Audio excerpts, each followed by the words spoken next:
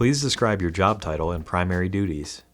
I was a mover and a driver, which is the guy who moves the furniture for residential and commercial properties, and the driver. If you do get as a mover, you get moved up to a driver. You take your DOT physical and a little raise, and you start driving the trucks as well as moving the furniture.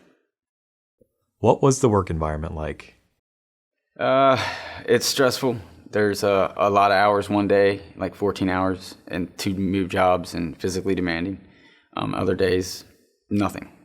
So it's not very reliable, but during the summer, you're going to get tons of hours. And during the winter, you might as well find another part-time job. What was your favorite part about working there? The tips were great. You get to meet a lot of cool people, customers, and if you're a college student and need furniture for your apartment, you get a lot of free furniture doing move jobs because sometimes people just can't move stuff and they just say, do you want it? And you get it. And the pay isn't too bad. Please describe the application and interview process. Basically, you go into any office, and I think they're all franchised. So you just go in, and some do it online. Most do it by paperwork still. Just go in and get a paper application, fill it out, and take it in, talk to a manager. If they like the way you act and look and your application looks, then they call you back, and then you talk to them again. And if you can pass a physical and a drug test, then you have a job, and they start training you.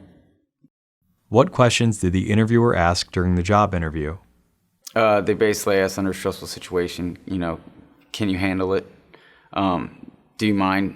Do you have the availability to work strange hours? You don't have kids at home, you got to be off by 3 to get them from school, or you don't have another job you have to be at or anything like that, or school. So they need somebody with open availability. How were you notified that you received the job? Oh, it didn't take too long.